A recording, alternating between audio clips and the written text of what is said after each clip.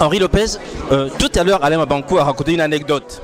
Chaque fois qu'il publie un livre, vous faites une recension, vous lui envoyez un courrier avec les points positifs et négatifs. Alors, vous vous êtes tué tout à l'heure. J'aimerais juste que vous nous disiez qu'est-ce que vous avez écrit pour Petit Piment. Écoutez, il n'a pas parlé de points négatifs. Non. Je lui fais des commentaires en tant que frère, en tant que lecteur et en tant qu'admirateur. Et quand il y a quelque chose que je trouve qui me pose problème, je le lui dis. Mais parmi ces livres, c'est l'un de ceux que je préfère. Qu'est-ce que vous lui avez dit pour celui-là? Je lui ai dit, premièrement, que ce livre était le fils de Demain j'aurai 20 ans, que j'aime beaucoup. Deuxièmement, je lui ai dit que c'était une manière littéraire de Chéri Samba, c'est-à-dire des tableaux naïfs. Merci. Je vous en prie. La librairie Galerie Congo a ouvert sa saison avec Alain Mabankou. C'est une bonne chose, Sire, que la librairie ouvre sa saison par celui qui en ce moment incarne la littérature congolaise sur le plan international. Il a su le dire lui-même tout à l'heure au cours de son intervention, dans sa conclusion, que c'est la première présentation à Paris et le fait au sein de la galerie Librairie Congo. Donc c'est à la fois pour lui rendre hommage au pays et à la fois à la librairie rendre hommage à ce fils du pays qui dans son domaine d'activité fait honneur au pays. Vous avez lu Petit Piment, je vous ai vu, vous êtes fait dédicacer. On voit déjà, il y a quand même quelque chose qui nous prouve que vous êtes quasiment maintenant sur la page concernant Pointe-Noire. Alors, Anthony Mouyingi, parlez-nous en fait de ce Petit Piment rapidement. Petit Piment, je ne vais pas résumer le livre en entier parce que le but du livre c'est que les gens aillent l'acheter, mais c'est une histoire d'un petit garçon orphelin qui commence dans un orphelinat à Luango et qui se termine dans un centre carcéral à Luango notamment. Donc la boucle sera bouclée mais dans deux sens différents. Qui vit, qui est abandonné, donc qui grandit dans un orphelinat et qui devient enfant de la rue à Pointe-Noire, qui bénéficie de la générosité d'une femme qui gère un bordel au quartier 300 et qui arrive à trouver après, qui perdra la raison, voilà.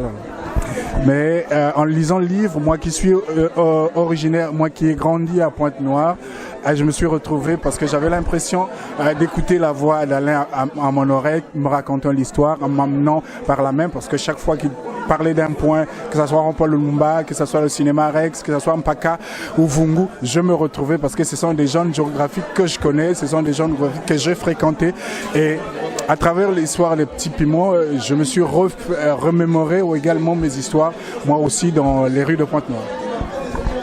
Est-ce que finalement Alain Mabankou a écrit pour les Ponténégrins en fait? Non, il n'a pas à première vue écrit pour les Ponténégrins, il a écrit pour tous les passionnés de littérature, que ce soit dans le monde, en France, au Congo ou à Pointe-Noire. Mais il parle de Pointe-Noire parce que, à mon avis, c'est la ville qu'il a vu grandir, qu'il a vu façonner. Et sûrement, c'est la ville dans laquelle il a vécu le plus longtemps possible.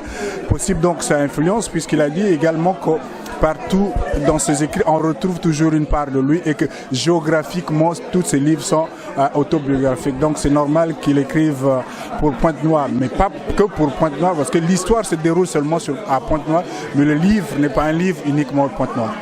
Alors, vous connaissez Alain Mabankou, vous êtes un homme averti par rapport à cet univers de la littérature africaine et congolaise. Est-ce que Petit Piment est un bon cru?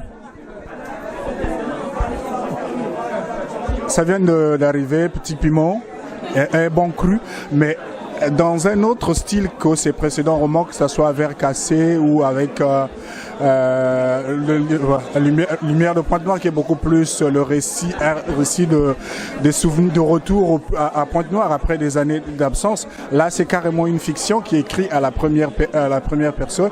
Et on ne pourra pas dire que c'est le summum, que le meilleur livre, mais c'est un livre agréable. J'ai eu du plaisir à le lire, même si vers la fin j'ai été un peu déçu par la tournure de l'histoire, les mésaventures qui arrivent à l'auteur. Et puis, j'étais un peu resté sur ma faim sur un personnage que j'ai aimé, Bonaventure, qui, au milieu de cette vie difficile, au milieu de ces hommes comme ayant le mauvais rôle, comme a dit Alain, il était un peu celui qui avait cette naïveté, qui était incapable même de se battre, malgré son physique imposant. Il se laissait massacrer par les autres.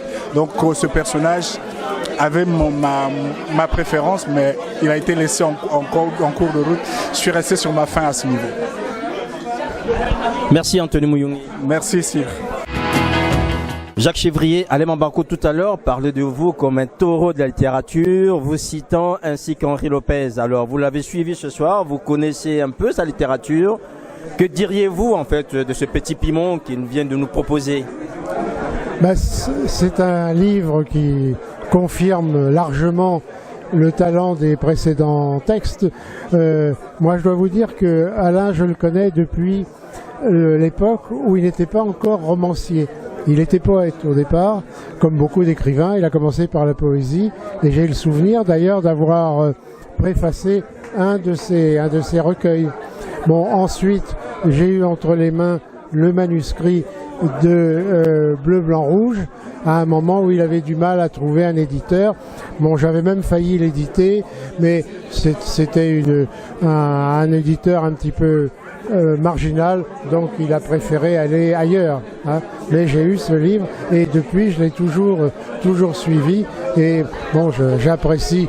Bon, je peux pas dire que j'aime tous ces livres de la même façon, mais celui-ci, je l'ai trouvé très surprenant, un peu déroutant à cause des patronymes, parce que dans la mesure où les noms sont des noms lingala, moi je ne déchiffrais pas je ne connais pas le lingala.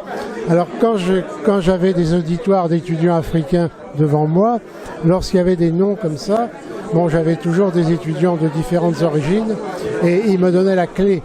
Et je pense que souvent, la clé est dans les prénoms ou dans les noms. Et là, c'est tout à fait le cas. Les patronymes sont une sorte de programme, de programme informatique. C'est-à-dire à partir, vous avez le nom, ça vous en renseigne sur beaucoup de choses. Et ça, je trouve que c'est tout à fait remarquable.